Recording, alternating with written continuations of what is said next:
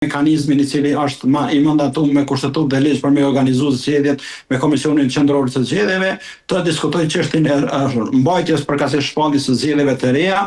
Duhet me pas parasysh faktin që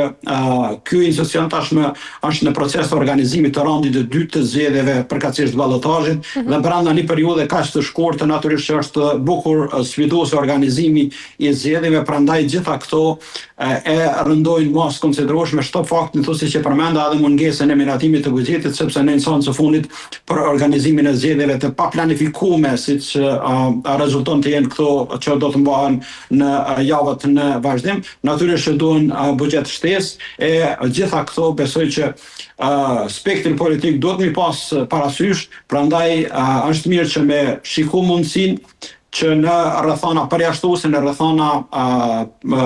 të jashtëzakonshme të shikohet mundësia e miratimit paraprak të buxhetit, por për këtë duhet me pas në radhë të parë vullnet të spektrit politik, e cili natyrisht në kuadër të diskursit nuk është që po shihet diçka e tillë në horizont. E qartë, nga ana tjetër Albin Kurti predikon një qeverisje pra pa marrëveshje politike, duke ju drejtuar vetëm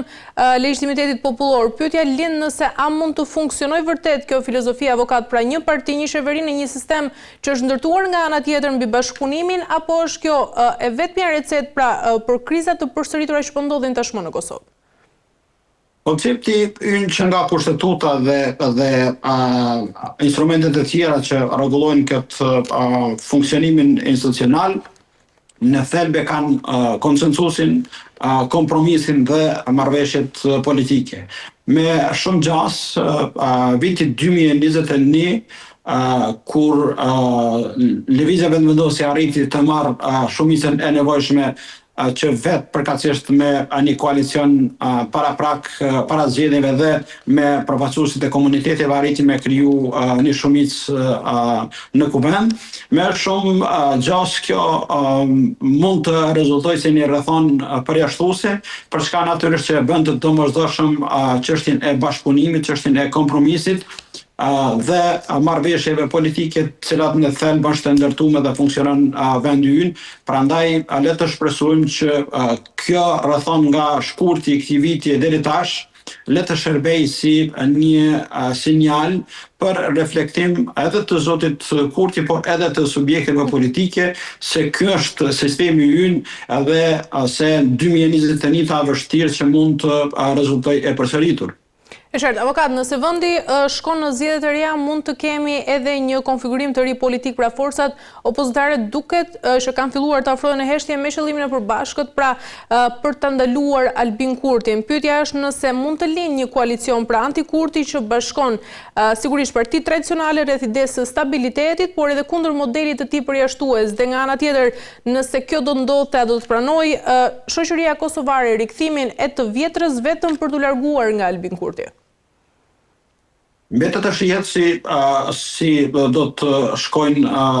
rrethonat në vazhdim. Pavarësisht faktit që në diskurs publik nuk është që ka indikacione së paku për ndonjë marrëveshje, le të themi koalicioni para zgjedhor, mirë po natyrisht fakti që nuk pati le të thosha vullnet dhe gatishmëri edhe në ndërmjet veçmas subjektit të dytë dhe të tretë për të bashkëpunuar, në bindjen time nuk është që janë pa përgjegjësi edhe ata në raport me situatën e krijuar, por natyrisht përgjegjësia para se gjithë është dhënë radhë të parit ta kanë subjektet politik fitues, qoftë fituesit relativ të zgjedhjeve, edhe në drejtim të mos thosha menaxhimit të duhur të rezultatit zgjedhor, sepse po flasim për një shumicë relativisht solide, nuk janë nga 61 sot duhen, nuk janë 48 sa shpak, çdo faktin këtu që një pjesë bukur e madhe, respektivisht 8 deputet të subjekteve politike, përkatësisht përfaqësues të komuniteteve jo shumicë dhe jo serbe, e kanë shprehë gatishmërinë për të qenë pjesë përkatësisht edhe me kushtetutë e kanë parapame. Prandaj është mirë që para se gjithash kjo të adresohet kjo mungesë e le të thosha përgjegjësisë për me ecë tutje, por natyrisht subjekte politike në bindjen time, siç e thash, me theks veçantë ato që njihen si subjekte opozitare deri para zgjedhjeve aktualisht, vlerësoj që nuk ka ndonjë indikacion që paku publikisht që mund të ketë ndonjë aleancë kështu a priori që mund të rezultoj e përbashkuar vis-a-vis zotit Kurti. E qartë, mirë, avokat, për të kaluar tek pjesa tjetër, ndjekim një insert dhe rikthehemi. Masat ndëshkuese të Bashkimit Evropian kundër Kosovës janë bërë sinonimi një dënimi të zgjatur sipas disave pa arsye, ndryshe nga koha kur jam vendosur komuniteti serb ka marrë pjesë në zgjedhjet e sivjetme parlamentare dhe lokale në Kosovë, duke ndryshuar ndjeshëm kushtet që dikur i kanë justifikuar. Besojmë që tani nuk ka asnjë kusht që arsyeton masat kundër Kosovës në mbajtjen e zgjedhjeve. Serbët kanë përfaqësues të tyre politik në nivel lokal dhe qendror. Kjo në një farë forme shënon rikthimin e jetës politike normale të komunitetit serb në Kosovë. Ky grup është një nga 12 organizata dhe shoqëri civile që kërkuan javën e kaluar BE-s heqjen e masave ndaj Kosovës, duke argumentuar se rrethanat fillestare nuk vlen më shumë se masat të cilat po dëmtojnë procesin e integrimit evropian, ku bëhet fjalë për grupin për studime juridike dhe politike.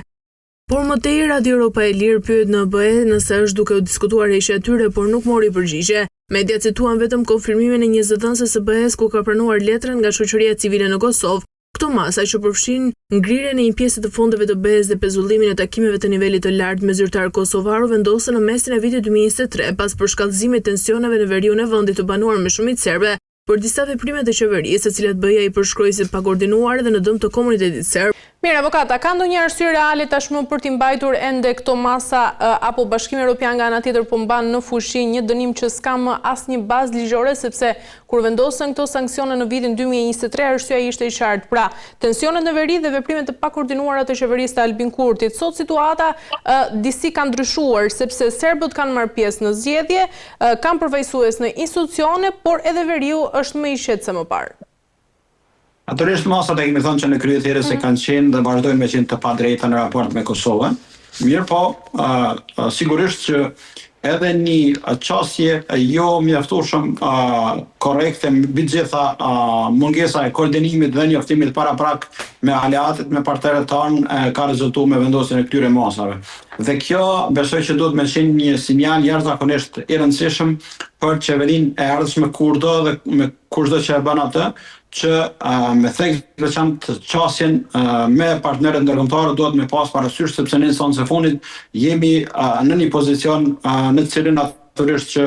edhe fushën e sigurisë me thekë veçantë e kemi jashtëzakonisht të ndërlidhur dhe të ndërvarur me partnerët, me thekë veçantë fushën e sigurisë në pjesën veriore. Prandaj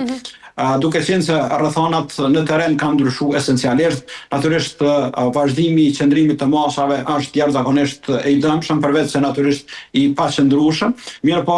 në zonë të fundit këto janë edhe çështje të byrokracisë së tepruam, do thosha në kuadër të mekanizmave të brenda Bashkimit Evropian, ku vendosja e masave, vendosja e sanksioneve mund të rezultojë më lehtë, ndërsa heqja e tyre natyrisht që ndonjëherë është më tepër sfiduese dhe mund të marrë kohë. Mirë po, unë besoj dhe shpresoj që me një qasje shumë më proaktive në këtë raport të një qeverie të re kurdo që do të bëhet, unë jam optimist që ato do të heqen për faktin se siç e tham, vazhdimi i qëndrimit të tyre nuk është i qëndrueshëm, nuk është i bazuar për faktin se rrethanat në terren kanë ndryshuar. Tashmë kemi pjesëmarrje aktive të subjekteve politike dhe të qytetarëve serb në zgjedhjet komunale. Besoj kështu do të jetë edhe në zgjedhjet e ardhshme kurdo që mbahen, mirë po natyrisht që duhet të jemi pak a shumë të vëmendshëm dhe të kujdesshëm edhe në nivelin qendror, në mënyrë që të mos vim në situata që të ketë ndonjë rrethan çfarë të qoftë ajo për me justifikuar vazhdimin e qëndrimit të këtyre masave nga ana e Bashkimit Evropian. Avokat, a tregojnë këto masa të cilat janë ende në fushi, pra se Bashkimi Evropian po e trajton Kosovën me standarde të dyfishta, kur pra një vend kandidat që ka respektuar procesin demokratik ndëshkohet dhe nga ana tjetër vendet që shkelin hapur të drejtat e njerëzit marrin edhe fonde pa pengesë në fundit, ku bëhet fjalë këtu për Serbinë. Natyrisht kjo qasje, siç e tham, është absolutisht e pa pranueshme dhe jo në rregull nga ana e Bashkimit Evropian. i cili, si që kemi thënë në base në diskutime edhe me juve, por dhe jo vetëm, në jo pak raste ka lujtat që njihet shkopi dhe karrota, dhe në këtë drejtim një përkthenie në bindjen time ndonjëherë edhe jo reale dhe jo e qëndrueshme në raport me Serbinë dhe Beogradin zyrtar, ka qëndru dhe vazhdon me shoqëru qasjen e Bashkimit Evropian, pikërisht për faktin që këtë të fundit Serbinë mos me, kushtimisht me thonë, me josh sa më tepër në raport me Brukselin në mënyrë që me shmon nga ndikimi ros, mirë po kjo besoj që neve nuk mund të jemi mjaftueshëm të vëmendshëm dhe të me ndiku në këtë proces, mirë po aja që ka në fakt duhet të bëjë një politike përgjithshme dhe largpomëse në Prishtinë, është që qasjen në raport me veriun me thekë veçantë ta ketë në koordinim me faktorin ndërkombëtar me Washingtonin dhe me Brukselin, sepse në instancë të fundit, siç e tham, është e rëndësishme me pas një bashkëpunim më të mirë, e cili natyrisht në këto vitet e fundit nuk është se ka qenë në nivelin e duhur. I qartë, ndërkaq shpërndallimi i fondeve dhe i takimeve të nivelit të lartë, pra prek jo vetëm administratën, por ekonominë, bizneset edhe studentët, a nuk po dëmtohen avokatë qytetarët e zakonshëm të Kosovës, ndërsa Brukseli nga ana tjetër pretendon se po ndëshkon qeverinë? Natyrisht